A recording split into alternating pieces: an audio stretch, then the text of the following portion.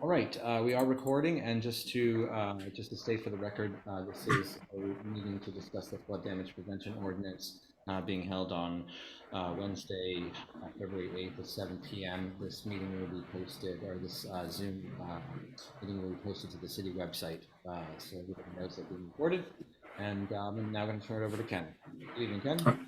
All right, thank you. Appreciate it, Andrew, Mayor.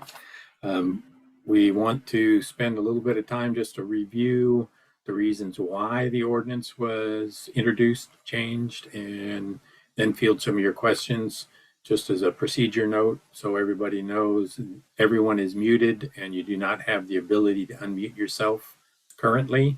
When we get to the question and answer section, we'll just ask you to raise your hand electronically or wave it at the screen if you don't know how to do it electronically, and then we'll allow you to unmute yourself, ask your question, and we can talk at that point without any trouble. The new ordinance that was introduced is a required ordinance by the DEP.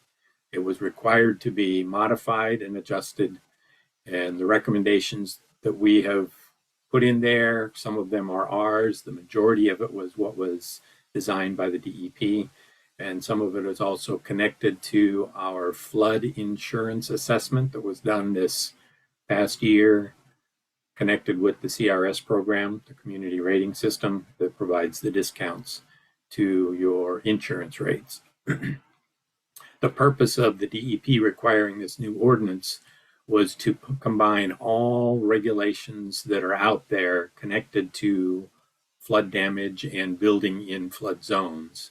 That would be organizations like FEMA and the DEP and the Uniform Construction Code, and then some extra little items that are connected to the requirements there that were all incorporated into one document, so that the effort was to prevent conflicting rules and regulations that would apply to construction projects.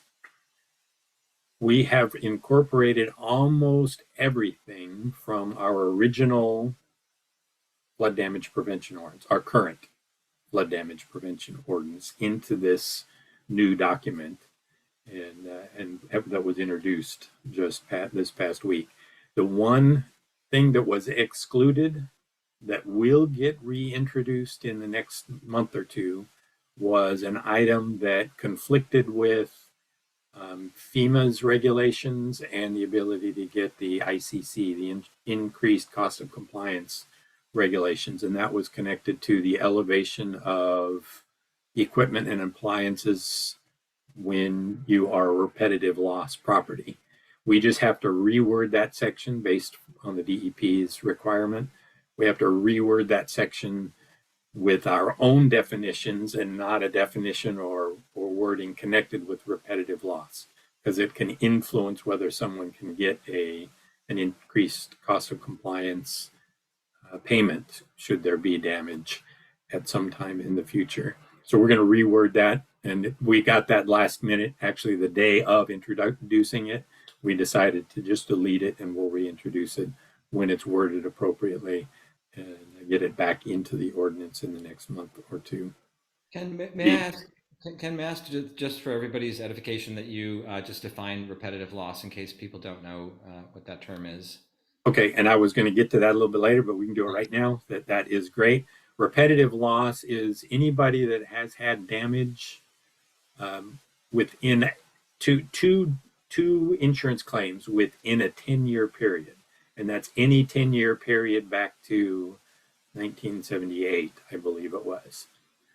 The current definition that is added into the ordinance, that is a required definition, is 25% of the value of the structure. So you'd have to have two insurance claims within any 10-year period that equaled to 25% or greater of the value of your structure. So it's actually a more liberal repetitive loss definition than we have had in the past.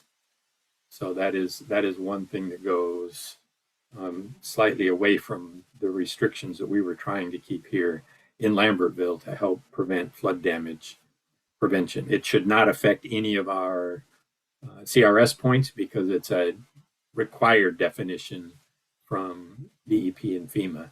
So that is what it is now. But that's any two claims within any 10-year period. So it could be 1980 to 1990. It could be 1981 to 1991. It could be 2000 to 2010. Any 10-year period if you've had two claims. So that is that. Ken, I would just note that for everybody's information, that we have, I think, 82 repetitive loss properties in the city at the moment. Yes, it's about that number, and that list of repetitive loss properties is put together by FEMA. It is not put together by us in the city. So if you're on that list, it's because they have put you on that list based on your insurance claims over any 10-year period since the NFIP has been active in our area. One of the other things that is the same as our current ordinance is the freeboard. We have 2 feet of freeboard above the base flood elevation. We had the desire to make it 1 foot above the currently adopted DEP design flood elevation, which is slightly different than a base flood elevation. But we were discussing keeping it connected to whatever the DEP does, because they're constantly making some changes year by year, and there is a change coming up this coming year that's going to change their design flood elevation. We were going to just float, without, no pun intended there, but we were just going to float in with whatever the DEP's requirement or regulation was and just stay 1 foot of freeboard above that. The DEP didn't quite like the wording we had for that and how that worked, so we just went back to the basic that we have now, 2 feet above the base flood elevation. There have been some questions that have been raised regarding the effect of this new ordinance on all of you and everybody in the city. One question was on insurance and how that's going to affect insurance requirements. This ordinance does not require anyone to purchase insurance. As a city, we encourage as many people that can potentially be affected by flood, whether you're in the floodplain or not, to purchase flood insurance, because it's a value that can help you should there be a flash flood at some point in the future. We see quite a number of homes that had damage from both the flash floods from Irene and Ida, both over the last 10.5-year period that we've had, 11-year period now. So flood insurance can help you. And there are some that have had to repair damage in their home from the flood. From this last flood from Ida, they had to pay for it out of their own pocket because they did not have flood insurance, and homeowner insurance will not cover it. So we do highly encourage the purchase of flood insurance, no matter where you are, if you have the potential of being affected by that. The new flood area that we're proposing in this ordinance, or that we have introduced in this ordinance, is the 500-year flood zone. What we have done in this ordinance is to keep the flood level elevations at the 100-year. The base flood elevation is there, 100-year, with the 2 feet of freeboard. But all individuals within the 500-year floodplain would be required to come into compliance with the ordinance if and only if there is substantial damage to their property. The thought process behind that, or the reasoning, is to allow people to do improvements to their home of their own free will.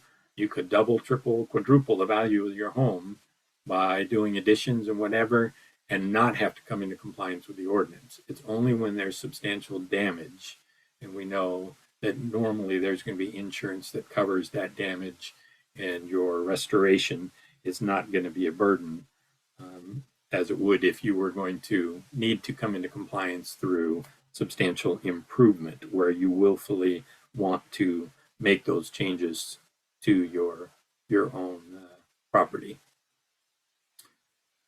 a question was brought up too about the cost of the insurance. That is something that we really can't answer. That's all based on an insurance carrier's policy and underwriters and whatever is going on with them at the current time as to how they rate policies. That's something that this ordinance does not affect. Typically, insurance is required by mortgage companies, and that's when you're required to purchase that insurance. Some have asked, why would we want to expand the special flood hazard area and make it larger than it is right now? There are a number of reasons as to why. One is higher standards are always encouraged by FEMA and by the DEP. So that was one of the reasons. It does allow us to get additional CRS points credits. Currently, the city is rated at a 7 for CRS, which allows everyone to get a 15% discount on their flood insurance rates. We are very much within reach of getting to a 6, a rating of a 6, which would provide for a 20% discount. And even a 4 or 5 is a possibility with some help and cooperation from a lot of other people within the city, including the public. And at this time, I'd say if you want to volunteer to help out with a group under a heading or a program of the Program for Public Information, it's a PPI under CRS. We need to put together a public group to help with that part of the program to increase some of our points. So if you want to volunteer, just talk to us in the construction office, talk to Crystal, myself, talk to the mayor, and we can get your name on a list. And when we put that group together, we can discuss what is needed and how we can promote flood insurance in the city more effectively and help everyone out in that way. There was also a flood insurance assessment that was done. That's an FIA, according to the CRS program. And in that assessment, it was determined that 20 to 25% of all flood insurance claims in the city have been made from outside a 100-year floodplain. So that was an indication that really we've got a number of people that sustain flood damage and they're not in the special flood hazard area. So that was another motivation to expand that special flood hazard area to try to incorporate all people that are having issues when it does flood in the city.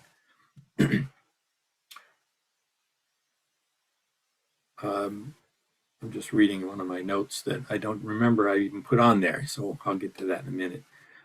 Some of the changes that we made in the ordinance, that one, as I mentioned already, the repetitive loss definition that was actually changed by FEMA or by DEP in their edits to our ordinance for the repetitive loss. We defined the market value a little bit more clearly so that it can be uniformly used for all properties. The market value definition is fixed as the tax assessed value of the structure.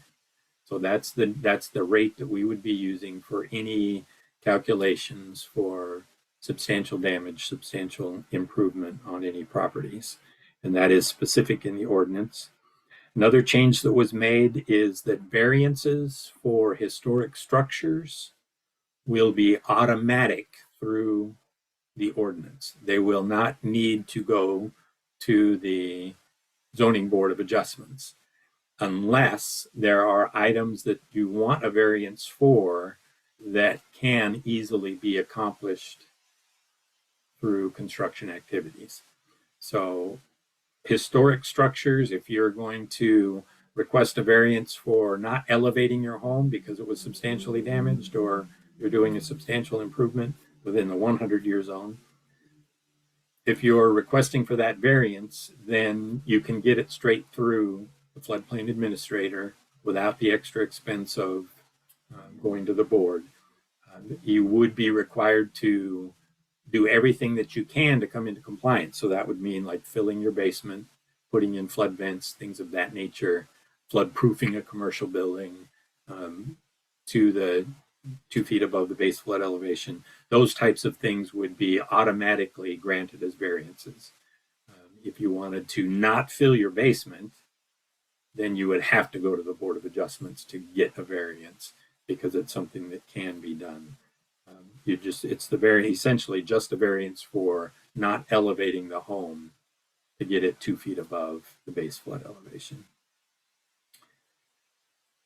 We have some FEMA maps that are available. I can display on the screen during question and answer if anybody wants to see that. That is something that we can do. A comment I did want to make about the city and the flood hazard area ultimately, and there's no time limit or deadline or date put with this comment, but ultimately all homes within the flood hazard area should be built without a basement and without equipment in a basement elevated up above base flood elevation. Doing that one home at a time as time progresses will provide one less property at a time that will sustain more flood damage the next time a flood comes through. And that's really the whole idea behind the Flood Damage Prevention Ordinance, is to do just that. New construction will be completely fully compliant, and existing homes, if the homeowner does not want to go through the expense, or their home is unable to be elevated because of the type of construction that it is, then they would end up with their basements flooded. So there'd be nothing below grade that could fill with water. There'd be no party walls blown out between one unit to the next, like we had on several occasions during Ida. All of those things would be something of the past, and that's really the goal behind the Flood Damage Prevention Ordinance, is to prevent damage in the future. So that's really what we wanted to reference. Mayor, if you had something you wanted to say, additionally, we can, if not, we can just ask people to start raising their hands, and any questions that you have, we'll do our best to try to give you an answer. And if we don't have the answer right now, we will go do the research and get that answer for you, and we can get that information out to you. First one to raise their hand was Bart Thurber. If you'd like to unmute yourself now, you can. I do want to defer to Mayor Nowick if you had something to add. No, I think Ken's covered the basic points, and I'm happy to jump in when I feel like I need to say something, but please go ahead, Bart. Yeah, thank you very much. I have enormous respect for your expertise in this matter, and I just have to plead ignorance here, and I really apologize. And so I'm only asking these questions in a public forum if they were helpful for anyone else. But I have to say that you're speaking Greek, and I have a little bit of Latin, but I don't have any Greek. And so when you talk about CRS, PPI, base elevations, FIA, special flood area, the difference between FEMA and DEP, substantial loss, flood hazard area, what I had really hoped, ironically, I just came from campus and I was going through with students about their presentations, rehearsing them. And I guess what I had hoped was that you would have walked us through the ordinance and specifically what the changes were and why they were going to be implemented, as well as potentially a map. And I know that there was a version of this before, and I actually happened to access it. And I did see that the repetitive loss was highlighted in blue. I didn't see that in the most recent. And so I don't want to personalize this too much, but I really am trying to understand that for our property, long before we owned it, within the last 10 years, there were two major losses. I don't know if that was 20 or 25% based on what the tax valuation was in 2004 and 2005, but heaven forbid there were another flood and a major loss in the next year or two.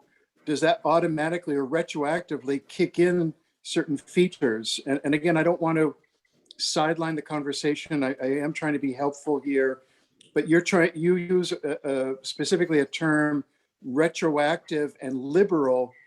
I don't know whether liberal means that you're being more inclusive or being more exclusive. So the terms matter. And again, I have to plead ignorance, and I just only want to apologize here. So. It's not a problem at all. I understand, because I know when I was first going through the courses and efforts to become a floodplain administrator, it was overwhelming to look at all the terminology and the different things. A repetitive loss property is, like I said, on the list that is provided us by FEMA. That decision is made by them. They decide when there's the double claims, 2 claims within a 10-year period. And then we just use that list for notifying people if they are a repetitive loss property and they're doing some work that involves compliance with this ordinance. A repetitive loss property is different than a substantial damage or substantial improvement issue. Repetitive loss only kicks in when somebody is replacing mechanical equipment or electric panels, those types of things. And if you're a repetitive loss property, then you're required to get that equipment up above the base flood elevation, 2 feet above the base flood elevation. If there's a better way for me to explain a repetitive loss property and that requirement, I'm not sure how to do that at this point, but it's just a simple aspect there. When you're going over to substantial damage and substantial improvement, that's when you've exceeded the 50% value of the structure of the property. And that is a decision that is made locally. It is not made by the DEP or FEMA putting you on a list for the repetitive loss. Repetitive loss issues is a very small aspect of flood damage prevention. And the major issues that are covered through the Flood Damage Prevention Ordinance are all done through substantial damage and substantial improvement. And I hope that answered your questions. If it did not, then we'll put you back on next time you raise your hand. And we'll be happy to try to discuss it a little bit further. Next one on the list is Helen Pettit. If you want to unmute yourself there, Helen. I have to ask her. Hang on a second. I just did. I got it. Yeah. Okay. So Ken, your map has elevations, because obviously the maps themselves are really no help. And I'm actually a little confused, because having done the work on the LMUA's pump station, we're getting everything above the 500-year elevation for the flood, and yet on the map that was available on the website, the North Union pump station isn't within that 500-year designated area on the map. So I'm really thinking what I care about is the elevations at each location. And talk to me. Are you equipped with that elevation information? Not with the elevation information for the pump station, but however the pump station not for that. I want to know what it is along the 500 and 100-year limits. Okay, well, I can show you a map that might help illustrate that a little bit for everybody. But you're talking about the pump station and it going up to 500 foot. I know, I just make something clear. The pump station is a critical facility. So it hits a different standard of elevation requirements that we don't necessarily have to worry about for normal commercial properties and residential structures.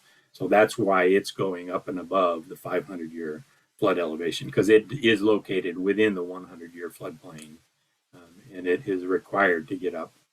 And I forget what their elevation is above the 500-year floodplain. Well, it wasn't, Ken, on that map that was attached to what was on the website. It isn't within that zone. Okay, I'll actually show, I'm going to share my screen here. Yeah.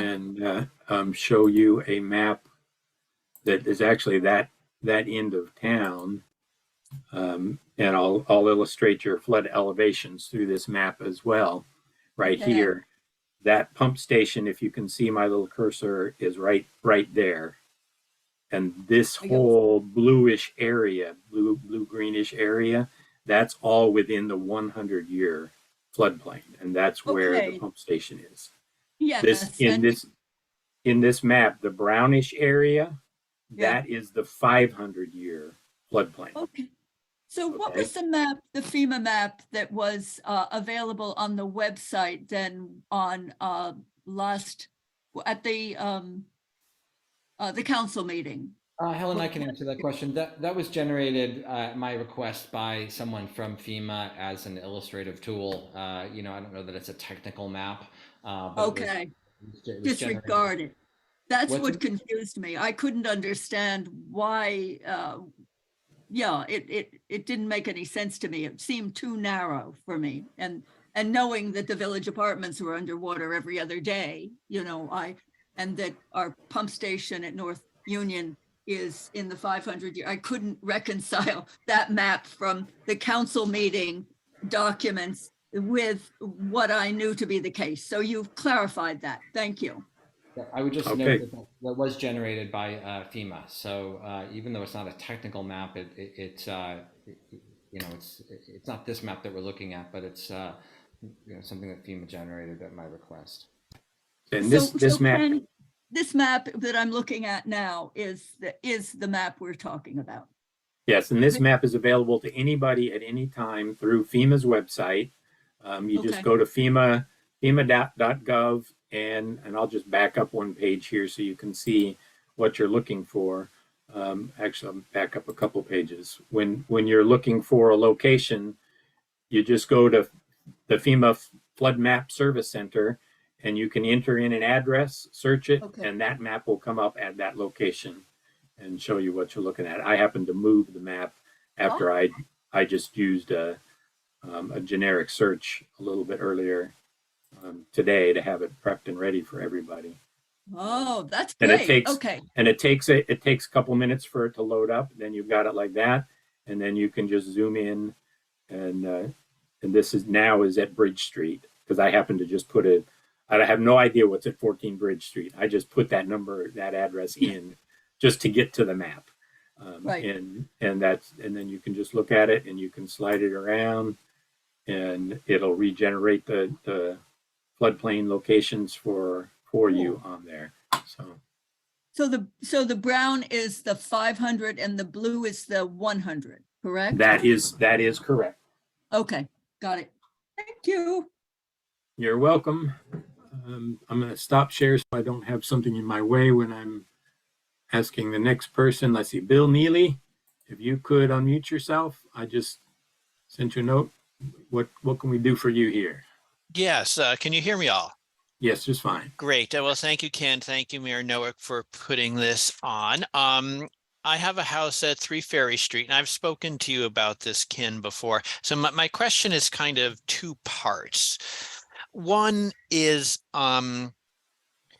will there be outreach or guidance or training for professionals like architects and contractors to assist homeowners with this? Because after the flood, I hired both an architect and a contractor who were recommended by people in Lambertville and they had done work on their houses. This is prior to the flood, and they have zero knowledge of the flood ordinances, the definitions, anything like that. So that is proving to be an especial hardship for me, as I have to kind of navigate through this on my own, which luckily, having worked in the regulatory field for many years, I kind of know. The second is related to that. I don't know if I can share my screen, but I don't have to. If the City of New York's City Planning Commission has prepared a very good illustrative guide on retrofitting buildings for flood risk. And now I don't know if they're guidelines are based on the specific criteria that Lambertville has adopted, but they're pretty close and it's very nicely illustrated. And you can go and you can look for an attached row house like mine, and it visually illustrates, well, what exactly has to happen if you have no occupiable floor areas at or below the floodplain. And it basically shows constructing multiple story additions on top to kind of make up for that, which is just completely unfeasible, both financially for me, nor would it be desirable in a historic building, you know, to completely change its character. So I'm likely going to apply for the variance for filling the cellar, but so I can understand what the impact of this to help me make my case. In addition to what you've told me, is there specific design guidance that I could avail myself of? For instance, if I fill in the cellar and it's now 2 inches below the bottom, the beams of the first floor, does that mean sewer cleanouts now have to be accessible by a hatch? You know, does that, you know, mean any fixtures that drain to the house sewer main now have to be elevated a certain point so they drain properly? Okay, so two things it looks like. Outreach to architects and engineers. We'd be happy to do something for them. They are a vital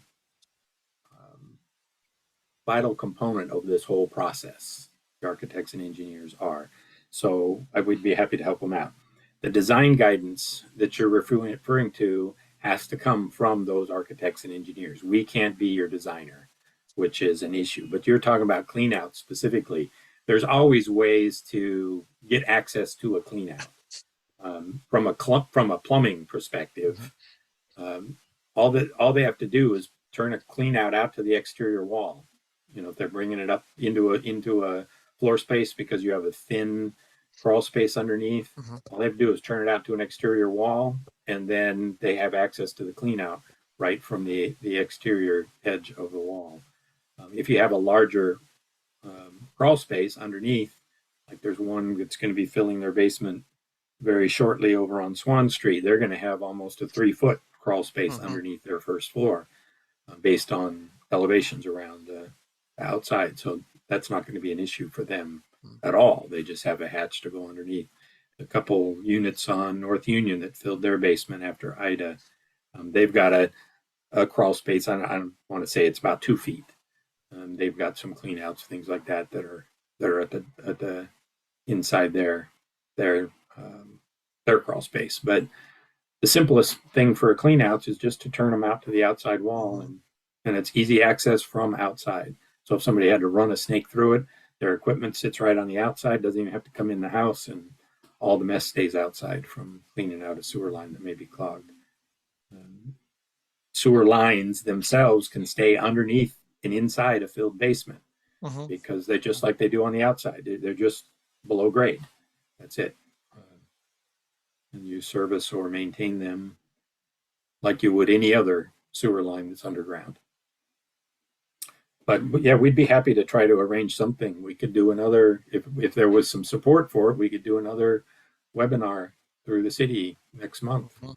Every time we do one of these webinars, we're going to be getting a few extra points for the community rating system program, the CRS program that the city is involved in to provide discounts in insurance. So I have no problem with doing them on a regular basis, quarterly, monthly, twice a year, whatever it is, we can do them. So we'll work on that and try to get some architects and engineers to want to be part of that, contractors as well, and we can get them involved in that. So does that help? That answer your questions for now? That did for now. Thank you, Ken. All right, great, thank you. All right, we have AN. I'm not sure if that is Ann or those are initials, but if you want to unmute yourself, there you go. Hi there. I've got a couple of questions. So I'll start with the first one and you let me know if you want me to jump back in line afterwards. That's fine. We'll take care of you. Okay, great. So the first question I have is, what is the definition of substantial damage? Is it flood specific, or are we talking fire, sewer, any sort of roof damage, like, does that then trigger this set of ordinances, this ordinance in particular? What does substantial damage definition? Okay, substantial damage, it's very simple definition, but a little bit complicated to actually determine, for me anyways, to determine it. Substantial damage is when your home has been damaged where the cost of damage is more than 50% the value of the structure itself. Not value of the property, just the value of the structure. It's just that simple calculation. And substantial damage is calculating the value of what was damaged to bring it back to its pre-damage condition. Substantial improvement is anytime it can be in combination with substantial damage. You might have been 40% substantially damaged, but you want to put an additional 20 or 30% improvement into the house while you're going under construction to repair. That steps over into the substantial improvement, but it's the exact same calculation.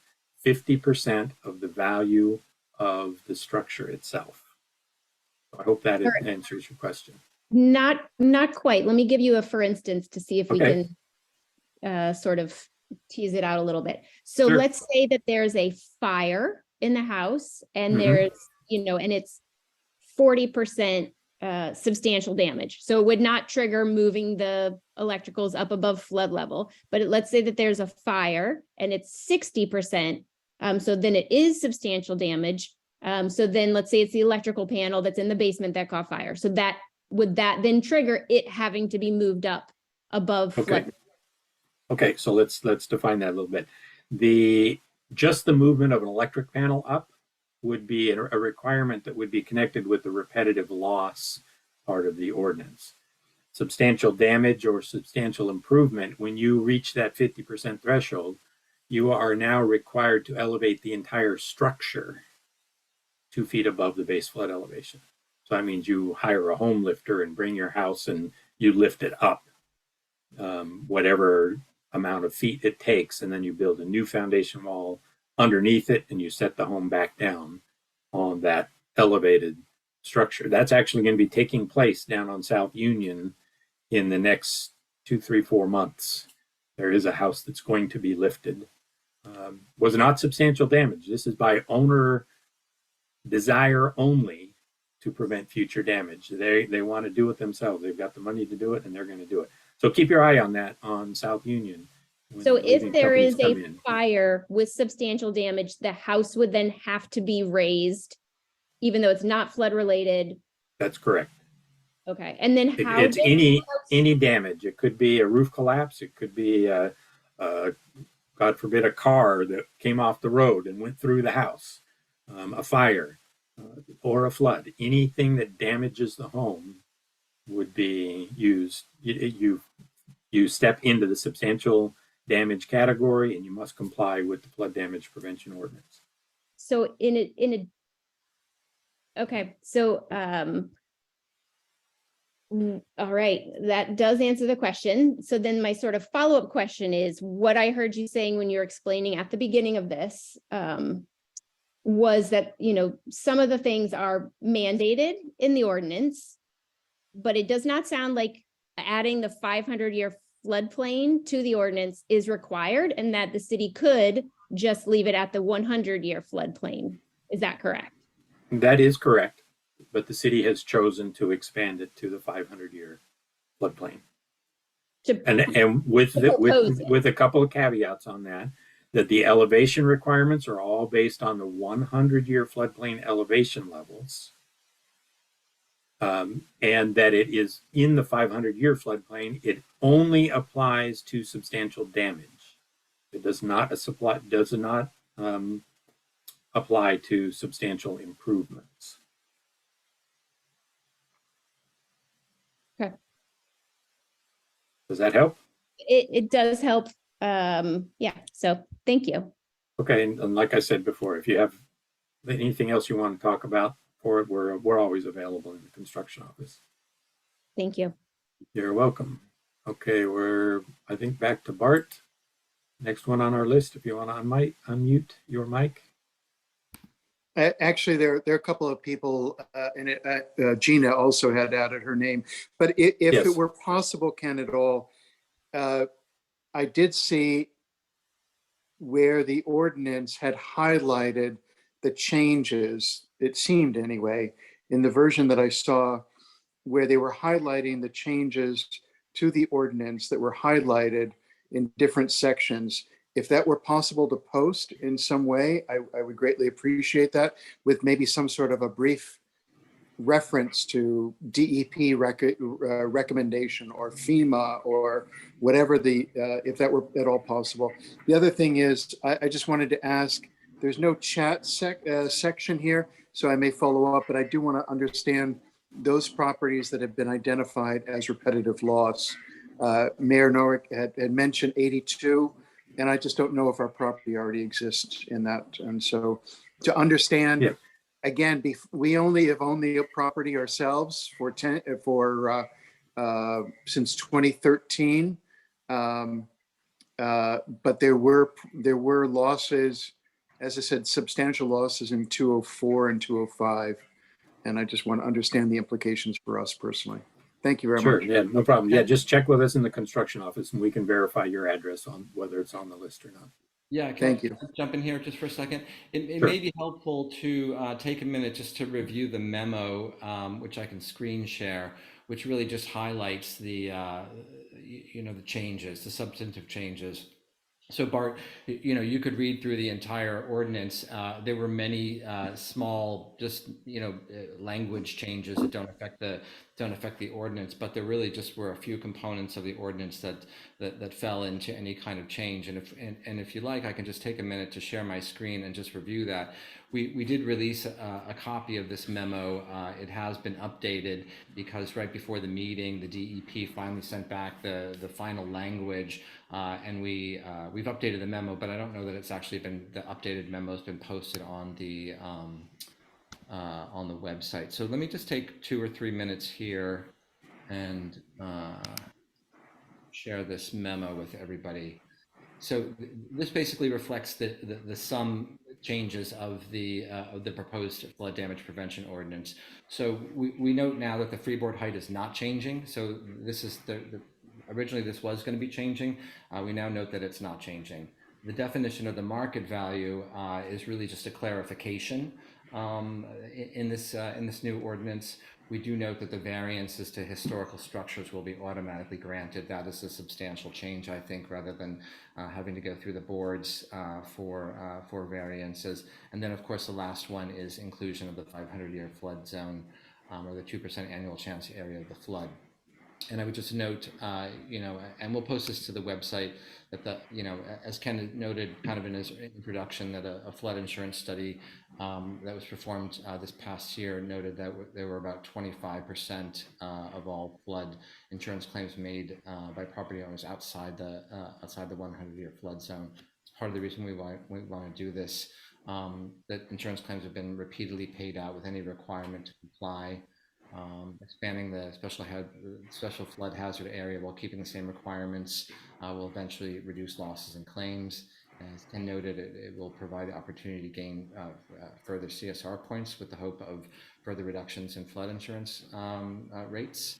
Higher standards are encouraged by the NFIP, FEMA, and the DEP. Our own stormwater management plan from 2005, really calls us out that we need to do everything that we can to manage stormwater and flood damage. So, we have a long history of this kind of very proactive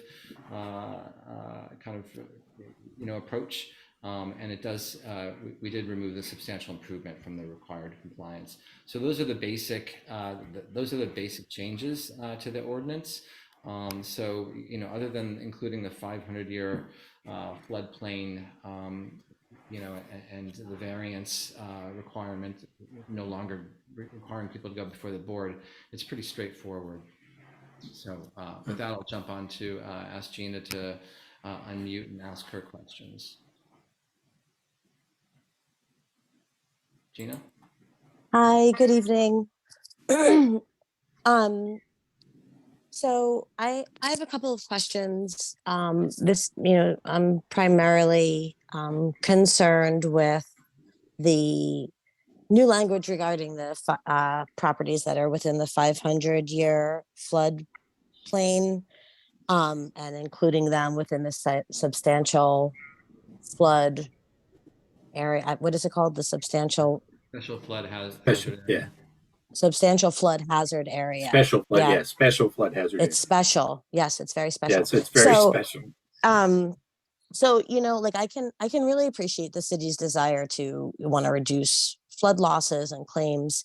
And, a few times you guys have mentioned that there's 20 to 25% of properties that in the past have suffered substantial damage in a flood event, which are not within the 100-year floodplain.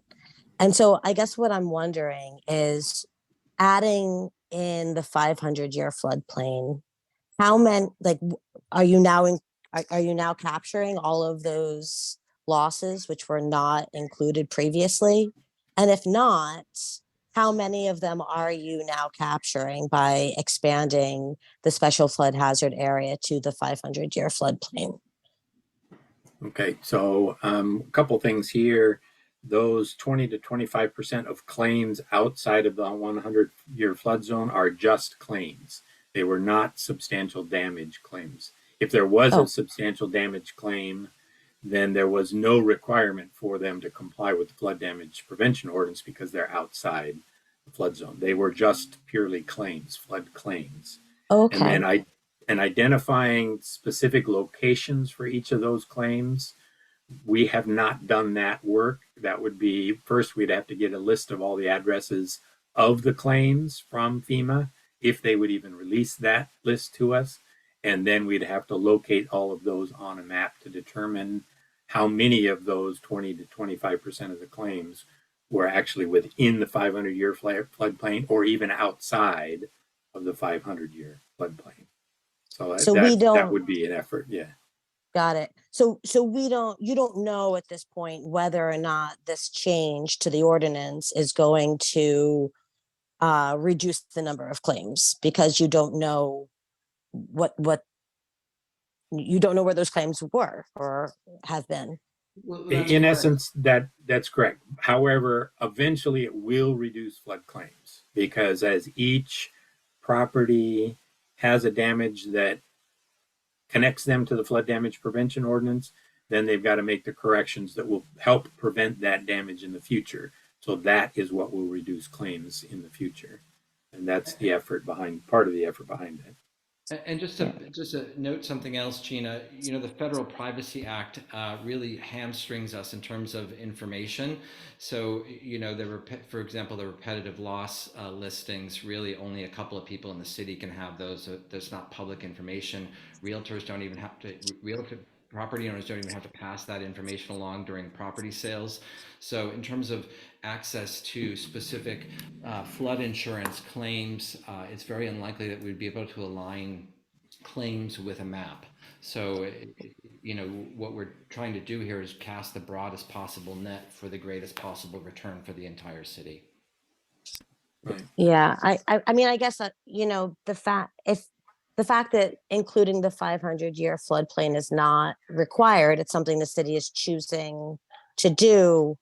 I'm just trying to find, I personally think it's overly burdensome on property owners. And so I'm trying to understand what concrete piece of information, this change is based on. And I thought maybe that would be it, but I guess it's not. Well, it's So based on, I would just say it's based on a philosophy of seeking resilience and planning wherever we can in the city. So, simultaneous to this effort, to my wish to include the 500-year floodplain here, we're working with, some of the HOAs to naturalize their detention basins. So, this is just one of many what I would consider forward-thinking actions that the city should take to prevent and prepare us for the future. I don't, you know, I can understand your point about regulation and tying properties to, you know, future regulations, but you know, you know, moving the 500-year floodplain, or including the 500-year floodplain here, what it basically does is it's not necessarily, you know, it's thinking further down the road than just the next flood. As I mentioned at the meeting, it's kind of hard to a little bit to explain, but you know, if your property is in the 500-year flood zone and it's substantially damaged, you know, there's going to be another event at some point down the road. It's not necessarily in 2 years or 5 years or 10 years, but it's setting us up for, you know, for future property owners for more resilience, in the city for the potential for, you know, greater discounts and that kind of thing. I'm wondering, is it okay if I ask a couple other questions, or I don't want to take more Sure. time If I than. could just comment just a minute on that, Okay. on what you just said, very briefly. Just a side note, I mentioned a little earlier that the DEP is actually working on state standards for special flood hazard areas, and the special flood hazard areas are going to be expanded, required by the DEP in the future. It's going to happen. It's coming down the pike. They're probably going to 125-year flood area as the design flood elevation, and that is something that's coming down the pike for us. We're just trying to stay one step ahead of that with the city and for resilience. As a floodplain administrator myself, I'm all for higher standards and more resilience. As an employee of the city, purely as an employee, I would say no, because it's going to create more work for me. But it doesn't matter. I think it's advisable and good for the city to do it. So that's why I support it, because it's the smart thing to do, even though it's going to cause me more work. Yeah, I mean, just a comment on that. You know, I could understand if you're talking about applying these requirements to houses or properties which have flooded in the past. But the fact that it's being, you know, these requirements would be triggered by something like a fire, right? And somebody could conceivably be forced to fill in their basement, raise their home. I mean, it's crazy. Raise their home because they suffered a fire damage, and whether or not their insurance is going, you know, they have homeowners insurance which covers the fire. That homeowners insurance isn't going to cover raising their house to, you know, 3 feet above base flood elevation. So, you know, there's these, it just seems to me like the requirement is perhaps misplaced. And I would like to encourage the city to maybe consider applying these kinds of requirements in situations where there's substantial damage due to a flood, or to follow what you're saying the DEP's proposed regulations are, which would be to the 125-year floodplain, going so far above and beyond what the requirements are. I think, especially in a city like Lambertville, where a lot of the houses are small, a lot of them are attached. You might have one house on one side of a wall where you get, you know, substantial damage due to a flood, right? Because they get water in their basement or whatever might happen. And the house they're attached to, it does not have that. So what would happen in that situation? And so anyway, that's my comment on that. And then my question is just with regard to the variance process, the variance that you mentioned. You said it's automatic, but I'm sure there's some sort of process for applying. And so I'm curious about that. And then I'm also curious what the standards are for the historic designation. And also I'm curious about what the cost associated with applying for the variance might be. And additionally, with all the other kinds of reviews, which you're, you know, that your added work can, like what are the costs to the homeowner going to be for all of this? Okay, Thank you. so no problem. As far as the cost will be the normal flood hazard area development permit application. I forget what that cost is. Crystal knows. It's either 125, I think $125 is what the flood hazard area development permit fee is. That's the only cost. The application is just a part of the flood hazard area development permit application. There is nothing extra that has to be done. There's no escrows, there's no professional reviews, there's none of that. The historic definition of a historic structure is listed in the ordinance. And for the city of Lambertville, it basically means everything in the flat part of the city that is a structure that contributes to the historic nature of the city. And that qualifies as a historic structure. So those all fit in there. And you did make a comment Okay. about fire damage and the need to comply with the Flood Damage Prevention Ordinance. That's the way it's always been with fires. And there were on our net, there's 3 homes on our net that sustained a major fire, substantial damage to all 3 homes. I don't know, 6 years Yeah. ago, something like that. Right. Yeah, And I know the those- ones you're talking about. Yeah, and all of those homes, their basements are filled. Yeah, but I guess the difference though is that when you're talking about houses in the 500-year floodplain, many of them have never flooded versus houses that are now that are within the 100-year floodplain, many of them have. So you're dealing with a different the properties in the 500-year floodplain are in a different situation, right? Many of them yes. have never flooded, many of them never will. So, and I also had one other comment, which had to do, somebody was talking about historic preservation and like design standards. And I know that, there's the Historic Commission, right? And there's, we have a Historic Preservation Ordinance. So I'm wondering, whether or not if this ordinance ultimately, is adopted on second reading, whether or not there's going to be, I think the design standard question is a good one. How, for example, like if you have height requirements and you have height standards that buildings can't go above a certain height, and somebody is being told they need to raise their home. I mean, that's just like one example. How do those two things relate to one another? And I'm wondering if the city's thought about that. And those all would have to be handled on a case-by-case basis. I know there are exceptions in rules and regulations, and I'm not sure which ones would apply for height requirements, where you have to provide an exception for people that are going to exceed an ordinance height requirement because they're required to elevate their home. I'm not sure how that would work, and that would have to be discussed as those situations came up, if they even did come up. We've never seen that as an issue. Thank you, Gina. Just before we Thank go you. to Bill and Helen again, I want to make sure that if anybody who hasn't spoken wants to ask a question or make a comment, that they be allowed to sort of jump in line here, make sure that everybody has a chance to speak at least once. We're going to wrap this up by 8:30 at the latest. So is there anybody else who has a question, who hasn't already had an opportunity to ask one or to speak? If you do, please raise your hand. Lindsay? Bill, yeah, Bill and Helen, we're going to jump to Lindsay, please, if you don't mind. Lindsay, if you don't mind unmuting. There we go. Guys, can you hear me? Yes.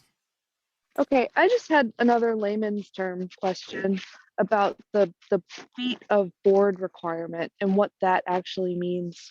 I didn't see that defined anywhere, so I was just curious about what that meant. No problem. It's a simple item. If you look at what the base flood elevation is, as an example, I was going to show that on that map. Let me re-share the screen here too, so that I can add that illustration in here. If you look on this map, in this section of town, you've got and this is a very general elevation number of 70.5 feet listed by this black line there. Down here, it's at 70 feet. Wherever you are in the city and looking at these maps, each one is different. You get south of the bridge, it's at 70 feet there. A little bit farther south, it's at 69. Those are general elevation numbers. If you look coming down Swan Creek, there's a 69 there, and those numbers change as they go up Swan Creek, and it's all through town that way. So connected to your question, if the base flood elevation for your home is 70 feet, like it would be around the bridge area, then the 2 foot of freeboard would mean that if you're going to elevate your home or you have to elevate equipment, you're going to go to 72 feet, and that's above mean sea level. So it's 2 feet above the base flood elevation, that 100-year flood level. You'd have to go 2 feet above that. Does that answer your question, Lindsay? And you might have muted yourself again. Let's see if we can let you unmute again. Whoops, sorry. Yeah, that explains it. Thank you. Okay, very good. No other hands popped. Oh, there's one. Carol. Let's ask. All right. Okay, Carol. Hi. Carol Hookia. Sorry. I just want to make sure I understand. So the new designation of the 500-year floodplain map, all the properties listed on the map come within it, or only if the property has then a substantial claim? All the properties within that 500-year floodplain will be considered as in the special flood hazard area. So that's all the ordinance does, is designate them as within that special flood hazard area. Now, the only time that you would have to comply with the ordinance now, with the elements of flood damage prevention in the ordinance, you would only have to comply if there was substantial damage to your property or it was a repetitive loss. And I don't think there's any repetitive loss properties in this floodplain. But, okay, but aren't all the Gina, I think your Okay. mic's still on. Gina, I think your mic's still on. Oh, I'm so sorry. It's okay, No problem. Gina. Hi, Gina. We have it as Hi. off. But, I thought But you guys aren't- unmuted. Once that designation is made, aren't the premiums for flood insurance for all of the properties going to go up? no, No? it should not. The insurance carriers are the ones that rate your premium Right. based on your location, your elevation, and all of that. I don't know how that process takes place or what's involved in that process. It's not going to change their process as far as rating your flood insurance. It has I don't know. I shouldn't even say that because I don't know. I don't know the answer to that. But it's not, the ordinance does not change your flood insurance rates or your requirement to obtain flood insurance. That's all mortgage company based and their requirement for you to get that insurance. And then I just have one other question, which the percentage discount that you're talking about on premiums, does Yes. that apply to everyone who carries flood insurance in the city Yes. of Lambertville, or only those within the designated flood areas?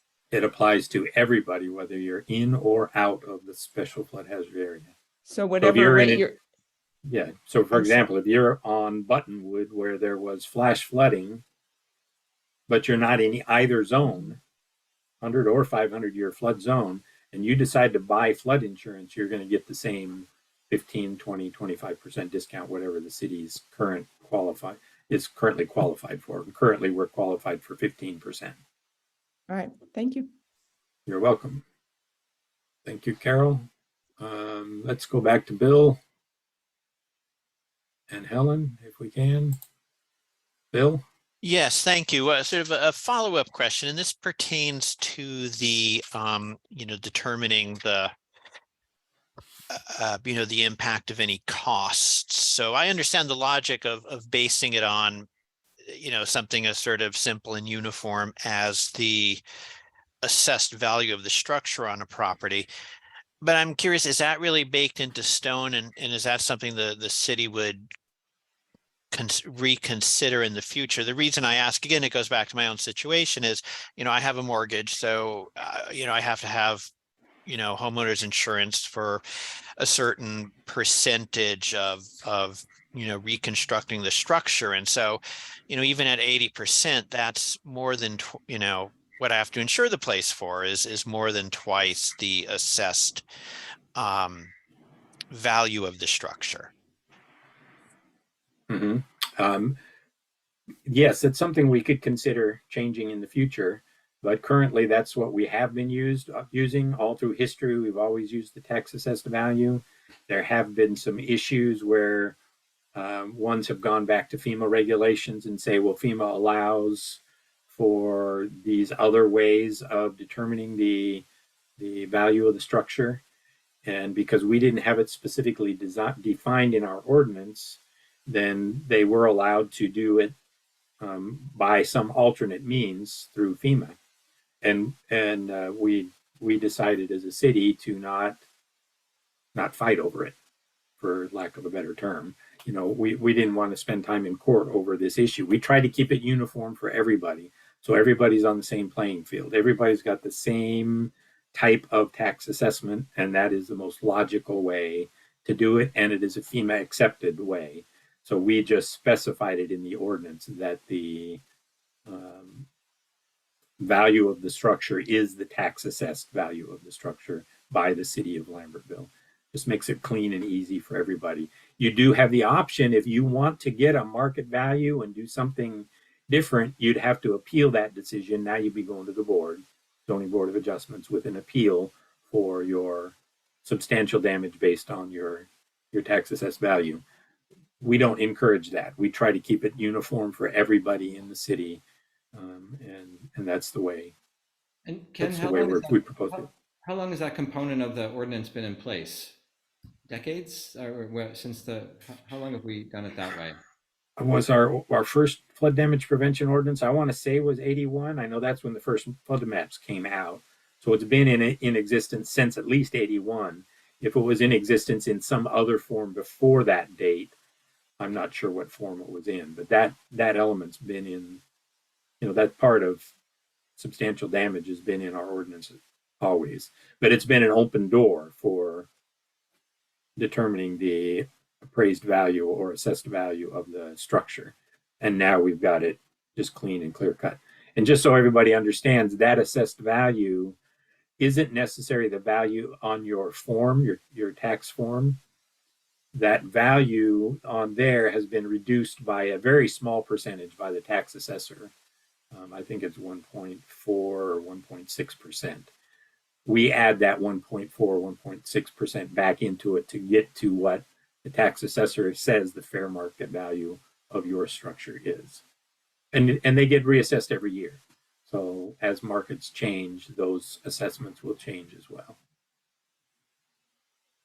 Okay, Helen, you're next up on the list, I think.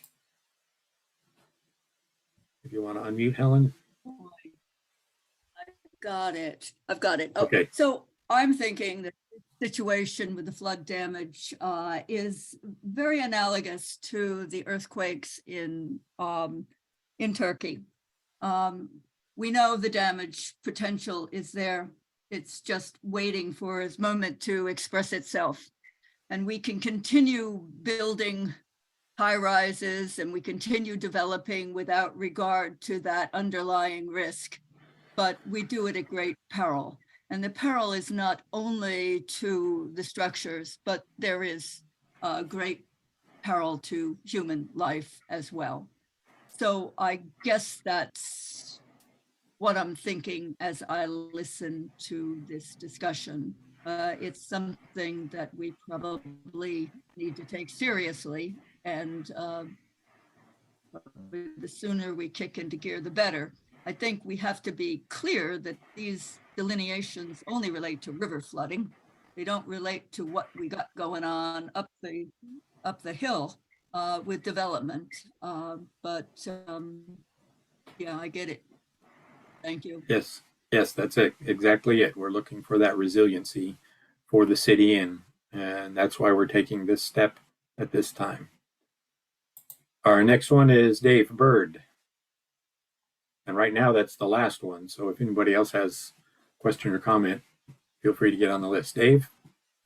Yeah, hi, everybody. Ken, thanks for taking a very complicated subject and trying to explain it to us. And it is a difficult subject to understand. Just one thing on Helen's last comment. If you have, as a result of any requirement of your mortgage company you do have, because now you're in the 500-year storm and you have flash flood damage, that insurance would cover it. Is that correct? It doesn't matter where you are. If you have flood insurance, you can be outside the 500-year floodplain. If you have flood insurance and there is a flash flood, your insurance will cover the damage from that. And that's why we encourage especially anybody that's been affected by a flash flood in the past. The cost is really not that much. Go ahead and get that flood insurance, and then you have that coverage. The next time it happens, you've got a source for revenue to help you out with the damage. Right. And it's going to happen. I hate saying it, but it's going to happen again. We don't know when, but it's going to happen again. Hopefully it doesn't happen for 30, 40, 50 years, but we can't put a date on it. I think there's some confusion about going to the 500-year storm and the issue of insurance, having it mandated. It's not being mandated by the city, all right? But if you're in a designated area, all right, when it goes to your underwriters, all right, to provide the insurance coverage, okay, it may have an impact, okay, on what your premium is going to be, for the next, 1 year, 5 years, 50 years of premiums that, and you may never flood. And that is also possible. Yes, I know. I have fielded phone calls from property owners that say, I'm required to get flood insurance and I'm not in the flood zone. And I let them know that's not our requirement. That is a mortgage company's requirement. There are mortgage companies that require flood insurance if you're close to a flood zone, even close to a 500-year flood zone. They still require you to have that flood insurance. That's their requirement, not ours. Thank you for the confirmation, Ken. Good job. All right, thank you. And we've got Ann coming back with another question, please. Hi, so just to follow up on what Dave's saying, to make sure I'm understanding this correctly, that while you are telling us the city will not be mandating any new flood insurance, our own homeowners insurance companies, if we are now going to be in the special flood hazard area, that they may now require additional insurance on their behalf. That's what I heard him say, and you confirm. Is that right? That is a potential. Whether that comes to fruition or not, we don't know. Like I said, some insurance companies require it if you're in the 500-year, or some mortgage companies require it if you're in the 500-year floodplain. Some require it if you're outside of it but close to it. It's up to them, as to the mortgage company, as to whether they require the insurance or not. The ratings and all of that is all part of their own process that I don't even pretend to know part of. I just know that they rate insurance policies and they require it when they feel they need it to protect their investment in your property when they give you the mortgage. It's all up to them as to whether they require the insurance or not. Okay, but I think it's an important determination that the city should take, knowing that even though you're not mandating it, that it may have serious repercussions on the homeowners by declaring this, special flood hazard area. So just wanted to. Usually when I get a question from a mortgage company and they're asking whether somebody's in the flood zone or not, they ask for the zone designation.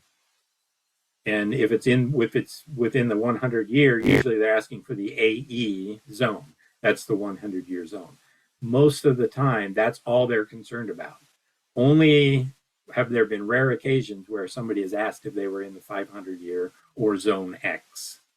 And that's all up to them. And I doubt their policies would change just because we expanded our inclusion of certain properties in the special flood hazard area in Lambertville.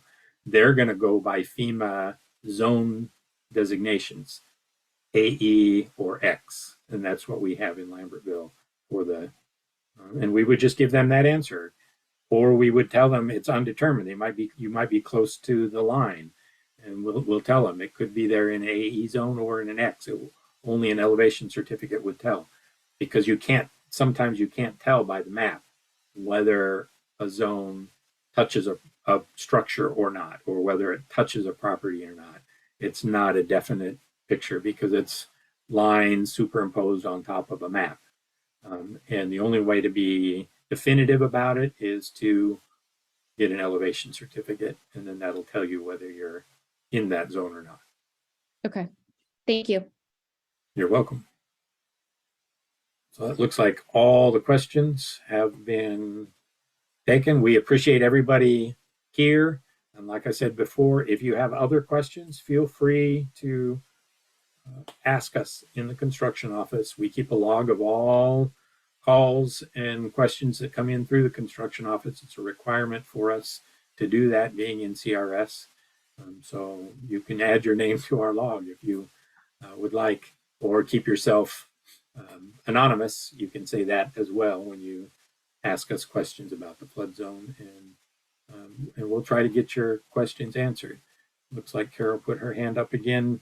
Let's go ahead and we're going to call this take the hers. last question. Yeah. Last Sorry. one? Okay. Just to follow up on the two prior participants, it's not just the mortgage company, it's the homeowner's insurance. So you don't have to have a mortgage, and you're applying for flood insurance. It's nothing to do with a mortgage necessarily. And I would just ask that the city council perhaps allow for a year to go by for all of the homeowners within the new designation of the floodplain to come back and share their experiences with whether or not their premiums went up and how much. I would say that's a great idea, Carol, and I'm more than happy to do that. We'll see how things go, in the second reading and public comment period. But would you send me an email asking me to just reminding me to do that? Because I'd be more than happy to host another conversation about this if this moves forward with anybody who's in the 500-year plan. I think that's an excellent suggestion. The more public participation we can have in these matters, I think, we, as I said earlier, we are limited in terms of our data points, right, because of the federal privacy acts. And this is something that the resilience team has struggled with in terms of compiling data and sort of looking at trying to create maps that actually have a use that we can share with the city. So I think if residents are willing to share information, it's incredibly helpful to what we know. So please just drop me an email so I don't forget about that. All right, last I agree. one. That would be helpful too. Yeah. So go ahead. You're unmuted, Catherine. Yeah, actually, this is Doug. Kathy's here too. So just a couple of comments on this issue. I spent my career in the insurance industry. I do not believe a homeowner's insurer is going to require you to get flood insurance. It's a separate decision point for a homeowner that lives in an area that's prone to flooding. In my experience, a flood policy is the best buy you can make, because from a rating perspective, the federal government loses money on the policies that they issue, the flood policies. So anybody that's in or around a flood zone should be buying flood insurance, whether you're in the X or the AE. We happen to live in the AE. We purchased the flood insurance. We had to comply with the FEMA standards coming out of the flood. It turned out to be a good thing in the sense that we are more resilient. We sleep better at night. And in fact, our flood insurance premiums went down about 65% because of the actions that we took coming out of it, right? So, again, to the issue of a homeowner's insurer, can they require that you get flood insurance? They can't require it, but they can say, we're not going to cover flood damages, go get a flood policy. And if a homeowner's insurer sees that you're in an AE zone, they're going to exclude flood damages. You have to take a look at your homeowner's insurance policy, understand what they're excluding, and get the flood insurance if they are picking that exclusion up. So I just wanted to add those comments to this conversation, hopefully helpful. Thanks, We Doug. appreciate that. Yeah, very much so. And I appreciate your comment too about your insurance going down with compliance. That's something everybody can avail themselves of. If you come into compliance with the Flood Damage Prevention Ordinance and you provide that proof to your insurance company, you will likely get similar reductions in your insurance premiums. So it's a good benefit as well. Okay, I'm just going to say thank you to Ken for giving up a good part of your Wednesday evening, and to Crystal, who is also here, ready to answer questions. I'm very happy that everybody's joined us this evening. You know, we're always available to answer questions. You should feel free to email me or the construction office. At a minimum, we're here to provide communication. Thanks a lot, and we'll see you soon. All right. Thank you, everyone. Thank you.